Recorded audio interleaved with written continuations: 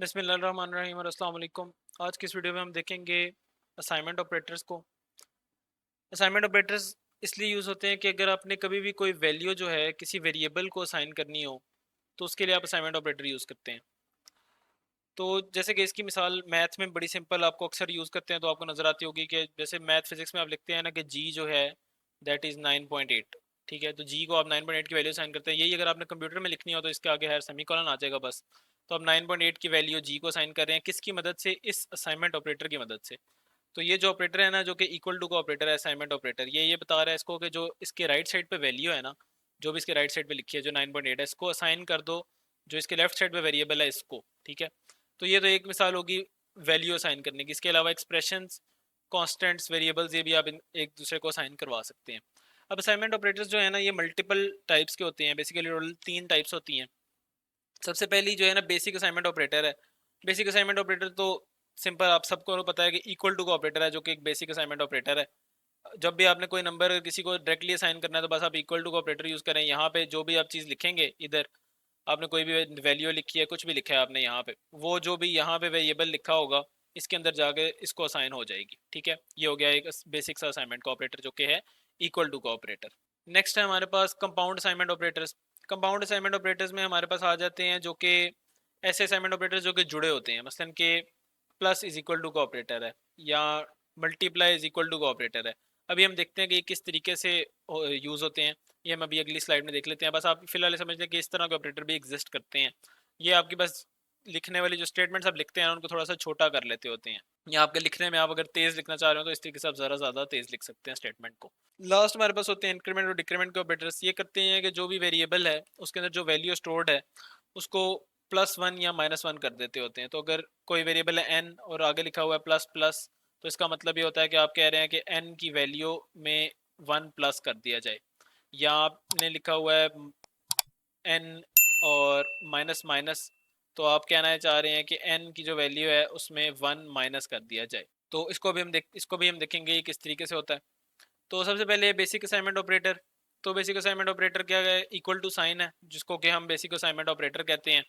ठीक है, इसकी करता ये क्या है कि भाई जो भी एक्सप्रेशन है उसकी जो भी एंड रिजल्ट है उस एक्सप्रेशन का, उसको स्टोर करवा देता होता है वेरिएबल के अंदर। ठीक है, अब वो एक्सप्रेशन क्या क्या हो सकता है? वो एक्सप्रेशन हो सकता है कोई कांस्टेंट वैल्यू हो सकती है, कोई और वेरिएबल हो सकता है, कोई फार्मूला हो सकता है। इन सारों के हम एग्जांपल देख लेते हैं। तो सपोज के जो एक्सप्रेशन है ना वो एक कांस्टेंट वैल्यू है। तो वेरिएबल अगर जी था जिस तरह, तो उसके अंदर कांस्टेंट वैल्यू अगर आप स्टोर करा रहे हैं तो आप 9.8 लिखेंगे। तो इस असाइनमेंट ऑपरेटर ने 9.8 को जी में स्टोर करवा दिया। कोई और वेरिएबल हो सकता है कि जी जो कि है आप उसको ए के इक्वल करना चाह रहे हैं। एक और वेरिएबल है ए जिसमें कोई वैल्यू स्टोर्ड है, जो वैल्यू इसमें स्टोर्ड आप चाह रहे हैं वही वैल्यू इसमें भी स्टोर हो जाए। कोई फार्मूला हो सकता है कि सपोज एवरेज है, तो आप वो कंप्यूट कर रहे हैं, वेरिएबल एवरेज है, तो आप कंप्यूट कर रहे होंगे इस तरीके से ए प्लस बी प्लस सी, और इसको आप डिवाइडेड बाय 3 लिखेंगे। तो ये पूरा एक्सप्रेशन जब सॉल्व होगा कि ए बी और सी ऐड हो जाएंगे फिर डिवाइड बाय 3 होंगे, तो एंड रिजल्ट जो है असाइनमेंट ऑपरेटर उसका एवरेज का इधर स्टोर करवा देगा। फिर हमारे पास होते हैं कुछ compound assignment operators. Compound assignment operators होते ये हैं कि आपके जो स्टेटमेंट है उनको छोटा कर देते हैं।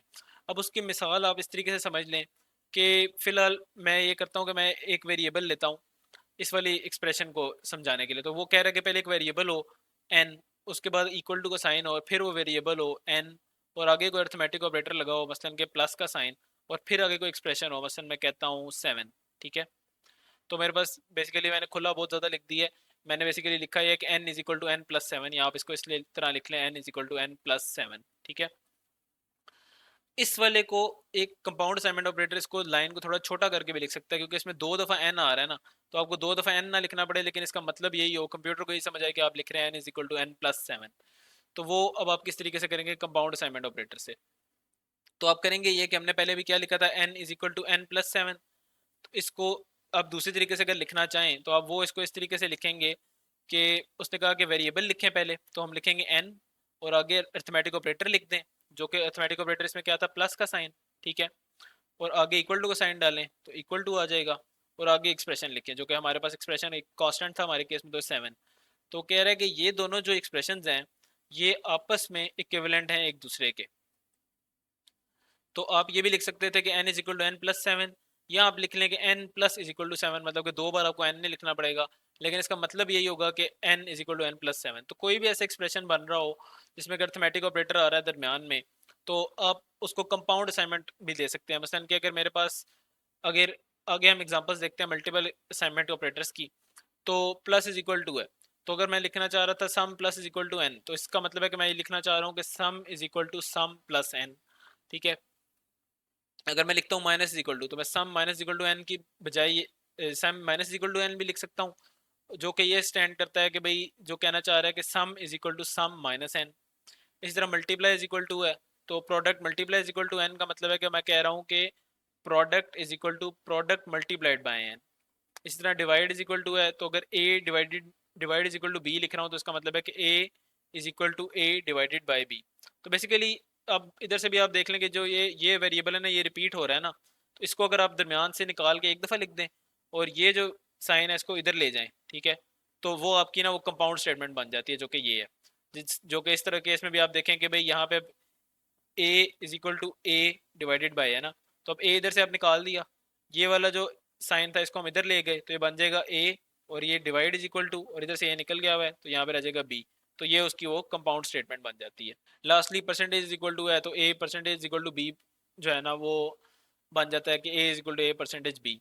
तो अगर आप जब थोड़े एक्सपीरियंस प्रोग्रामर हो जाएंगे और अब आप तेज़ तेज़ कोड लिखा करेंगे, तो इस तरह की छोटी स्टेटमेंट्स जो है ना अक्सर आप कंपाउंड फॉर्म में लिख दिया करेंगे कि ए डिवाइड जो है ना परसेंटेज इक्वल टू बी, और आपके जेहन में चीज़ होगी कि आपको पता होगा कि a is equal to a percentage b. इस टाइम पे इसको समझने का मकसद ये है कि कहीं पे कोई कोड आया था जिसमें कि इस तरह की फॉर्म में अगर कोड लिखा होता है, तो आपको ये बस पता होना चाहिए कि ये इस चीज़ के इक्विवेलेंट है, ताकि अगर आपको ड्राई रन करना पड़ गया या आप कोड को समझ रहे हैं, तो आपको बस ये पता हो कि ये जो लिखा हुआ है यहाँ पे जो स्टेटमेंट लिखी हुई है इसका मतलब क्या है।